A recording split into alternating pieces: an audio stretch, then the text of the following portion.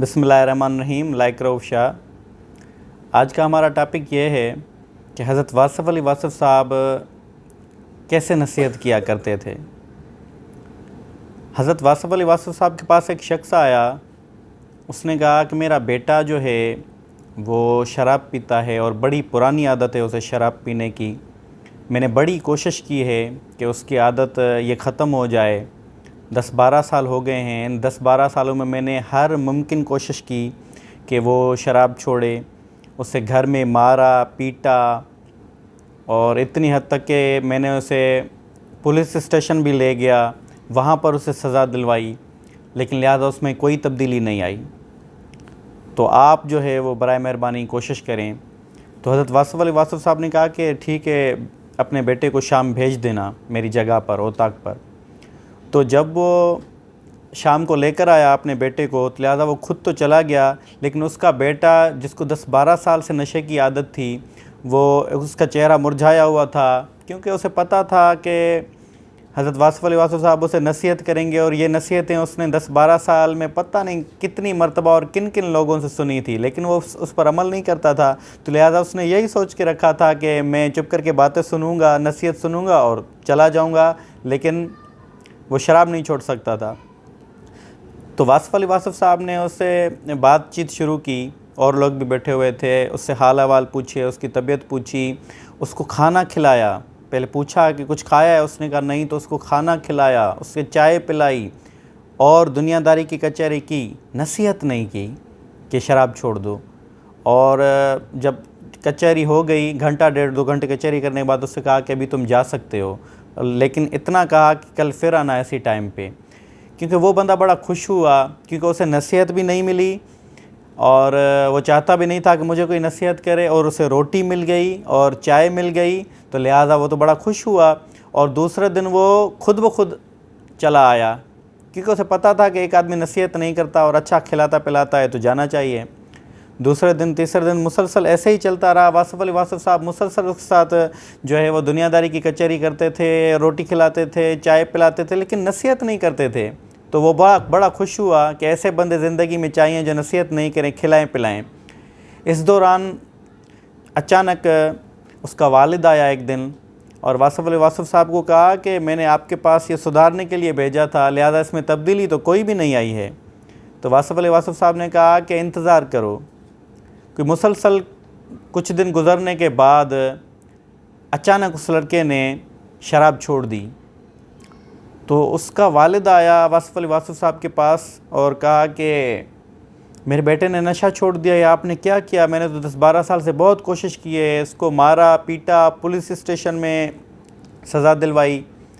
واصف علی واصف صاحب نے اسے کہا کہ کیونکہ تمہارا بیٹا ہے تم ہی پوچھ لو. وہ گھر گیا اور اس نے اپنے بیٹے سے پوچھا کہ بیٹا تم میں تبدیلی کیسے آئی؟ اس نے کہا حضرت واصف علی واصف صاحب کی وجہ سے. پوچھا کیسے؟ بولا جب میں ادھر گیا تو حضرت واصف علی واصف صاحب میری جو ہے وہ کیئر کرتے تھے, میرا خیال کرتے تھے, مجھے نصیحت نہیں کرتے تھے, مجھے روٹی کھلاتے تھے, مجھے ہر چیز مہیا کرتے تھے. اچانک 18ویں یا 20ویں دن, کوئی ایگزیکٹ دن مجھے بھی یاد نہیں ہے, لیکن اچانک حضرت واصف علی واصف صاحب نے ایک دن, اس لڑکے کا کہنا تھا کہ اچانک حضرت واصف علی واصف صاحب نے ایک دن مجھے کہا, دنیا داری کی کچہری کرتے کرتے اچانک مجھے کہا کہ سنو شراب چھوڑ دو. تو اس لڑکے نے کہا کہ جیسے ہی حضرت واصف علی واصف صاحب نے یہ جملہ مجھے کہا تو مجھے شرم آ گئی. تو میں نے کہا کہ سر میں نے چھوڑ دیا. اس کے بعد میں نے شراب پینا چھوڑ دی. اس لڑکے کا کہنا تھا کہ میں نے شراب اس وجہ سے چھوڑی کیونکہ مجھے ایک یہ لت لگ گئی تھی کسی دوست سے. تو حضرت واصف علی واصف صاحب نے مجھے جو ہے, میں گیا تو میرے ساتھ اس حوالے سے کوئی بات نہیں کی, کچہری کرتے تھے, دنیا داری کی, کھلاتے تھے پلاتے تھے. جب انہوں نے مجھے کہا کہ نشہ چھوڑ دو تو مجھے شرم آ گئی کہ ایک بندہ میرا اتنا خیال کرے, میری اتنی عزت کرے, مجھے کھلائے, مجھے پلائے, مجھے اپنے پاس بٹھائے, اتنا پیار محبت کرے. تو لہٰذا جیسے حضرت واصف علی واصف صاحب نے مجھے کہا کہ شراب چھوڑ دو تو میں نے جو ہے یہ واقعی چھوڑ دی.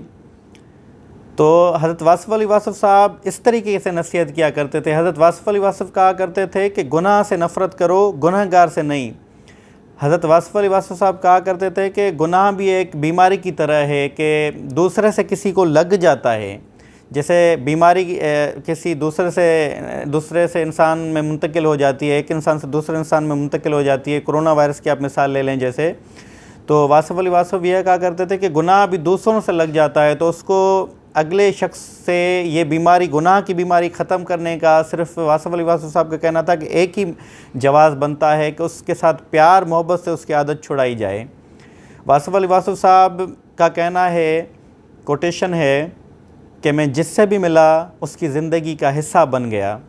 واصف علی واصف صاحب کے پاس جب کوئی شخص آتا تھا تو واصف علی واصف صاحب اس سے پوچھا کرتے تھے کہ کھانا کھایا ہے کہ نہیں کھایا، اور جب کوئی شخص جاتا تھا تو اسے کہتے تھے کہ گاڑی ہے یا بندوبست کروں۔